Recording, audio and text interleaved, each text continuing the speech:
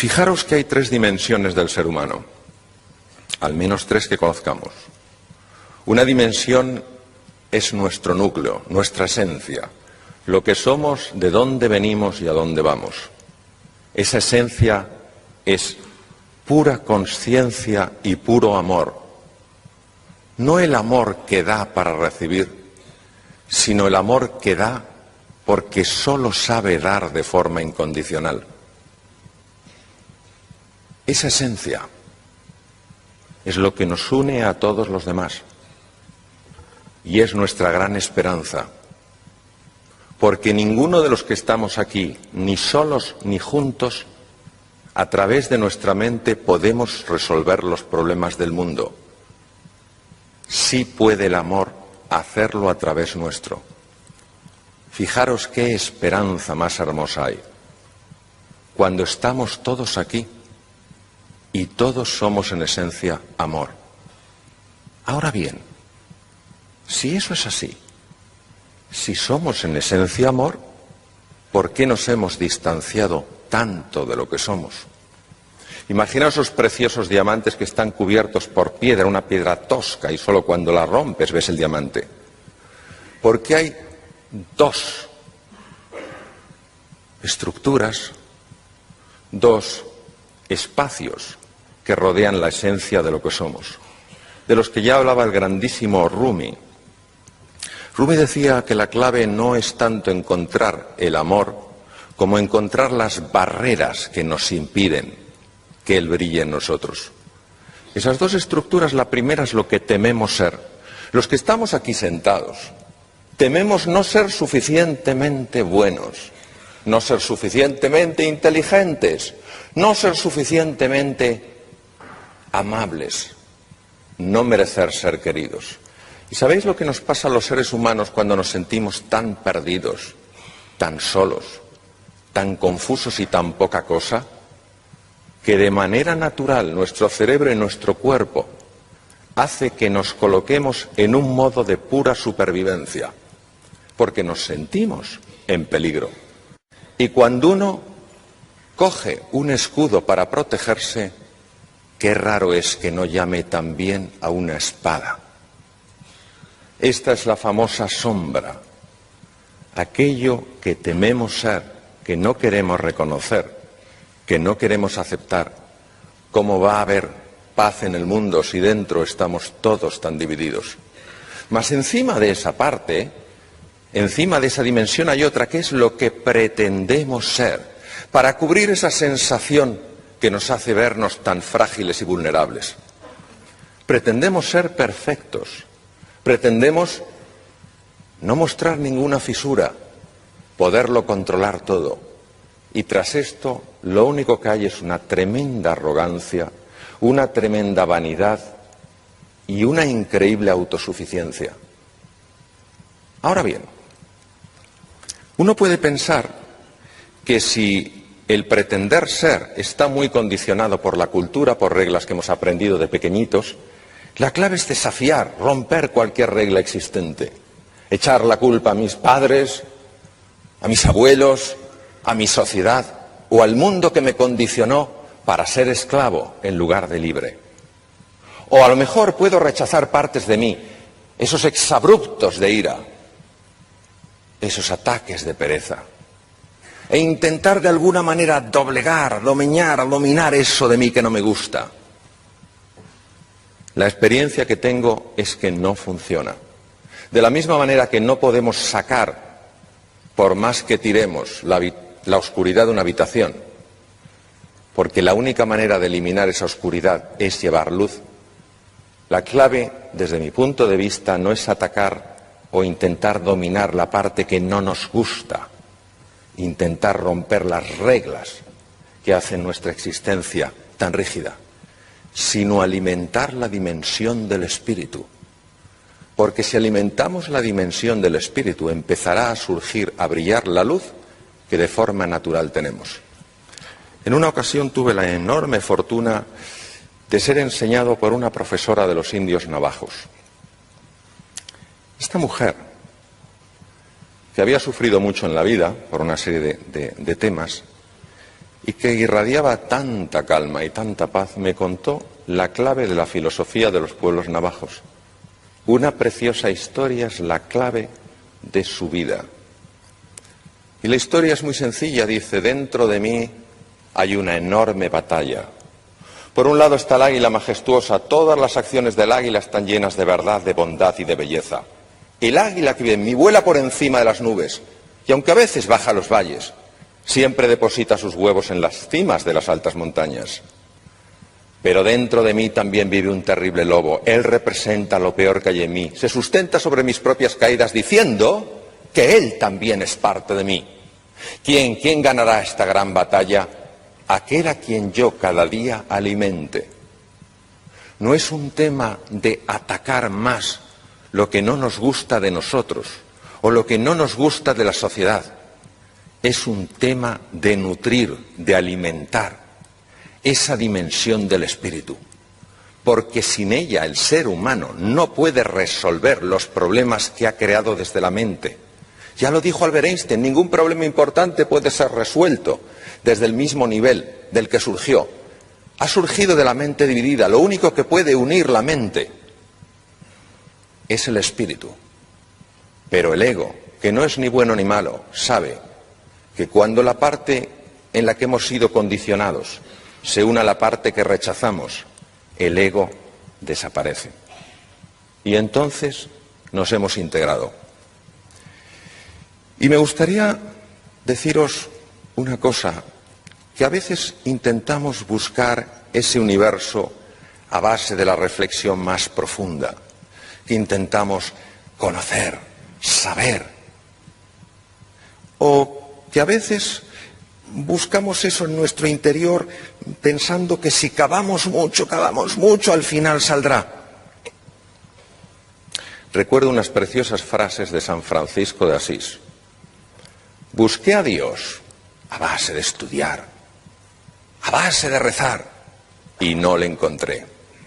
Me busqué a mí mismo a base de meditar, a base de socavar, y no me encontré. Sin embargo, busqué a mi hermano y encontré a los tres. Es al final, esa la búsqueda.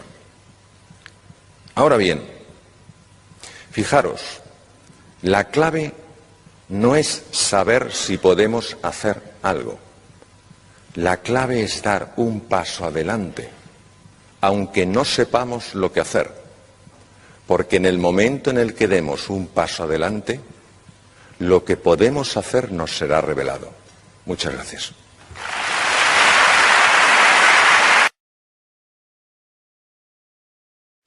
Yo sé que cuando se habla de liderazgo, muchas veces entra en conflicto entre nosotros imágenes de ciertas personas a las que se les ha atribuido el papel de un líder, pero que creo que no concuerdan con el liderazgo como lo vamos a valorar. Vamos a hablar del liderazgo basado en el servicio.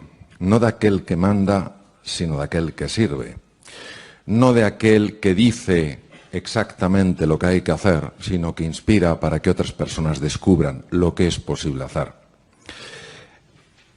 Hablamos de un líder que ha librado la batalla más difícil que se puede librar, que es con uno mismo, con su propio ego, con su propia obsesión por el control, por dominar.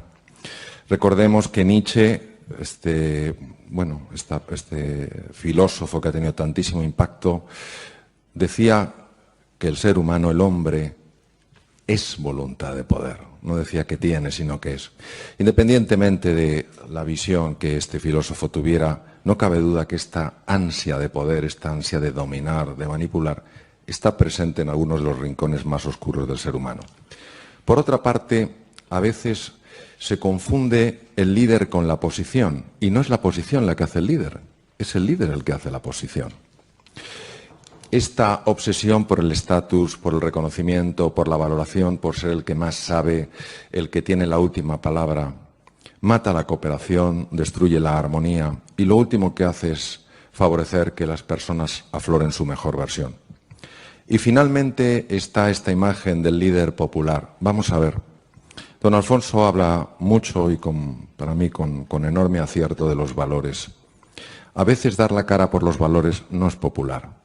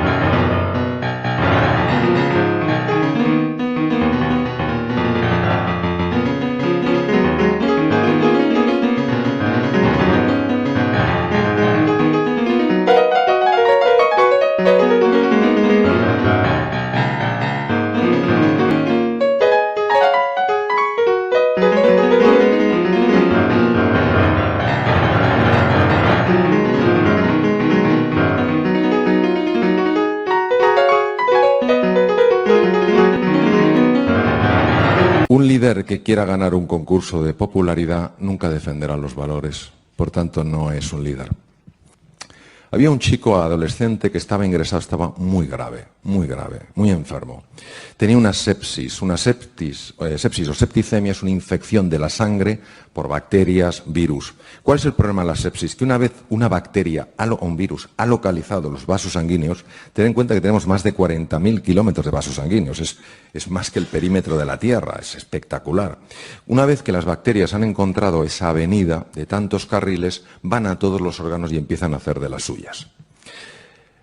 Le habían afectado ya al sistema respiratorio, por eso estaba intubado, necesitaba asistencia con un ventilador, necesitaba soporte cardíaco, le estaba afectando al corazón, había bajado el gasto cardíaco y ya le estaba empezando a fallar el riñón.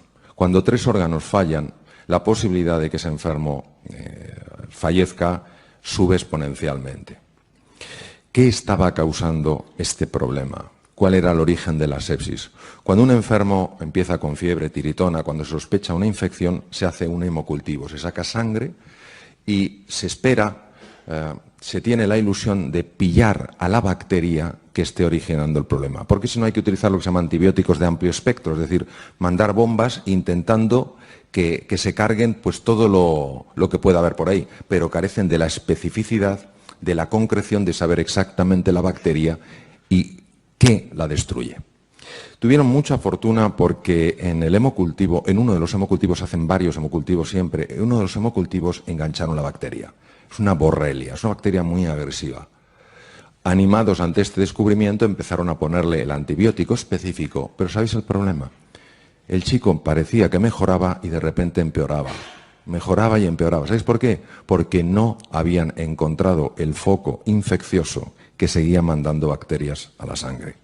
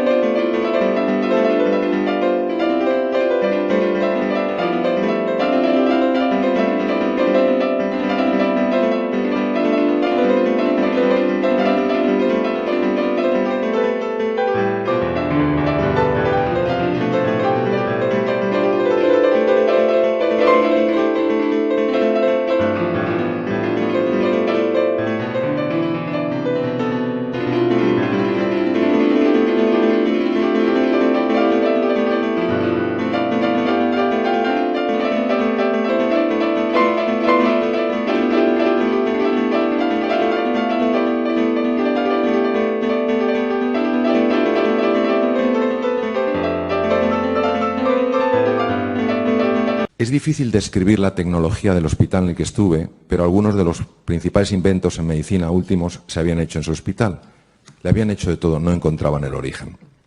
Un día el catedrático, la máxima autoridad en la universidad, el catedrático de medicina, jefe de departamento del Beth Israel, catedrático en la Universidad de Harvard, fue al hospital. Los catedráticos allí dedican mucho tiempo a escribir e investigar y pocas veces hacen ya visitas o van a ver a los enfermos porque están como en otro nivel y las personas que están prestando atención a los enfermos son médicos buenísimos, de los mejores que hay en el mundo y que están mucho más en la faceta clínica, por supuesto publican, pero su labor principal es la clínica. Cuando un catedrático pasa por el hospital, eso es un evento.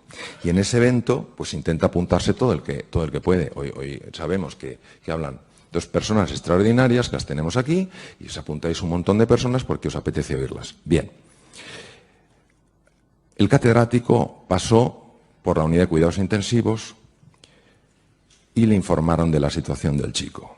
Con el catedrático había jefes de departamento, el responsable máximo de la UBI médica, de la MICU, había residentes que estaban haciendo la especialidad en distintos campos de la medicina interna y había un interno.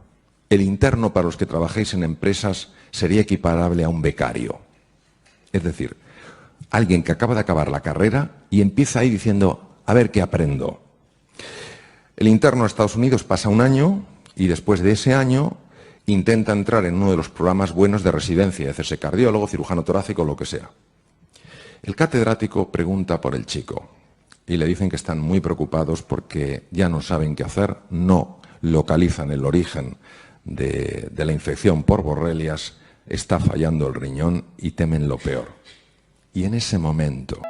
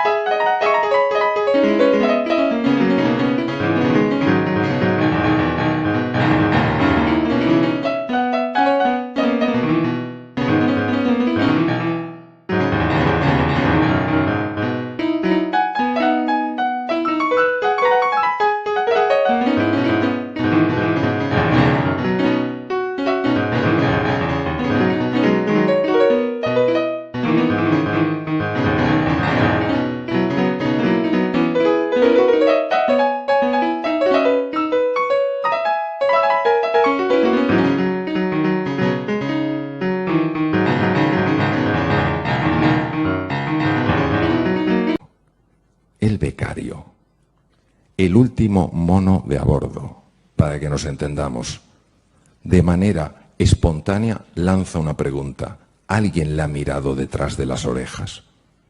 A ver, en esta vida, si haces una pregunta rara, te pueden pasar varias cosas.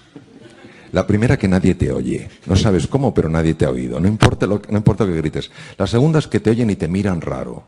Y la tercera es que te oyen, te miran y preguntan, ¿quién es este? Bien.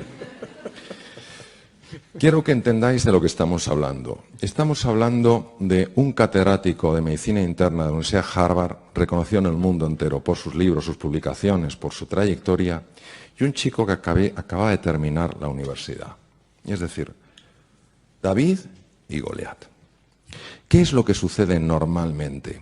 Lo que sucede normalmente es que la arrogancia, la soberbia, el estatus, el no hay nadie que sepa más que yo tengo que demostrar todo lo que sé, el otro no sabe, yo conozco, los demás no, se apodera de nosotros y ya no eres tú, es tu ego. Y claro, sobre todo cuando hay gente que te mira. Gente que te mira como si fueras el oráculo de Delfos, la comunicación directa con los dioses. Pero quiero deciros lo que pasó. Este catedrático en la Universidad de Harvard era un verdadero líder. ¿Por qué? Porque era una gran persona. Era un hombre humilde. Recordemos que la palabra humildad viene del latín humus, lo que fertiliza la tierra. Para mí no hay virtud más elevada que la humildad, porque la humildad permite ver, como diría con tanto acierto don Alfonso, con esa mirada profunda, más anchura, más alcance, más hondura. Primero por eso, por humildad. Segundo, por curiosidad.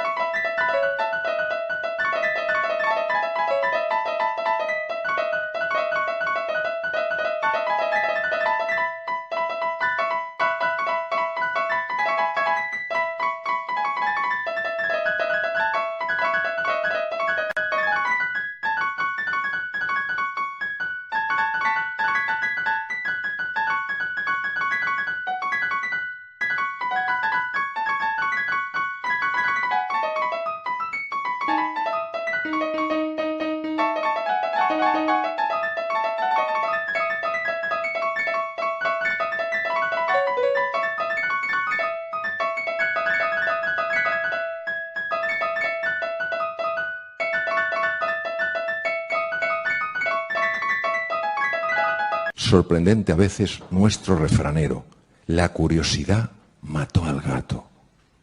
¿Qué habría sido del ser humano sin curiosidad?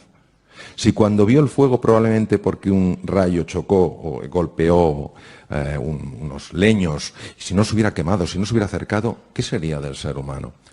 Este hombre tenía curiosidad, y para este hombre era más importante conocer y aprender que quedar bien. Este hombre sabía lo que era importante en la vida. Para él solo había algo importante: un adolescente que se estaba muriendo.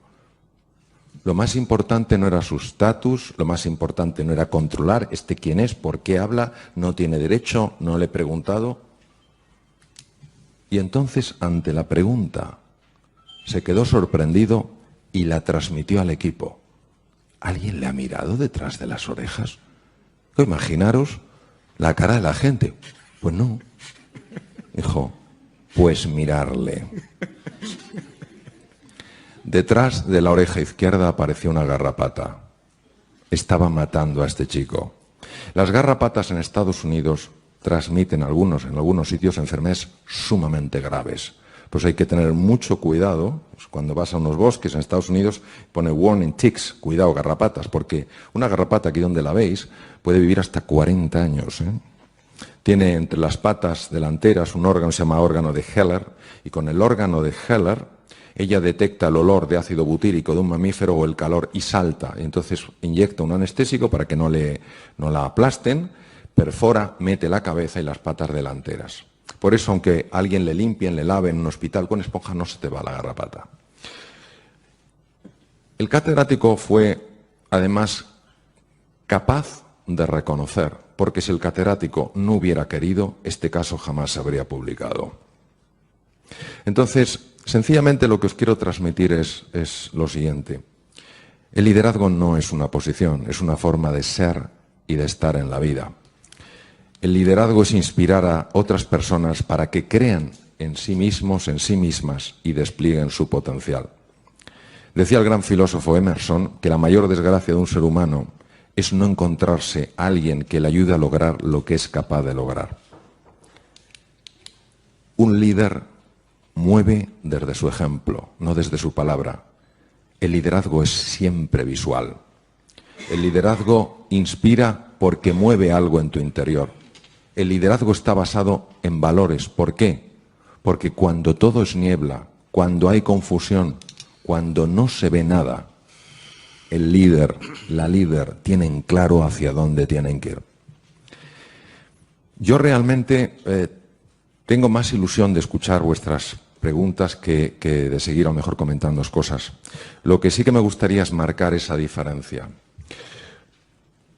Un jefe puede pedir, puede exigir que le rindan cuentas, lo que en inglés llamaríamos el accountability.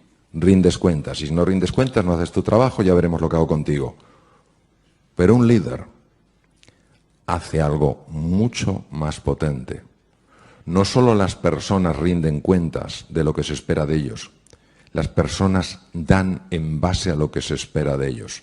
Si tú esperas mucho de ellos, si crees de verdad en ellos y en su potencial, si tienes una fe profunda en el ser humano, en su grandeza, independientemente de las torpezas que todos hacemos, yo el primero, inevitablemente tú estás transmitiendo a través de tu simple mirada hasta qué punto estás convencido de la grandeza de esas personas.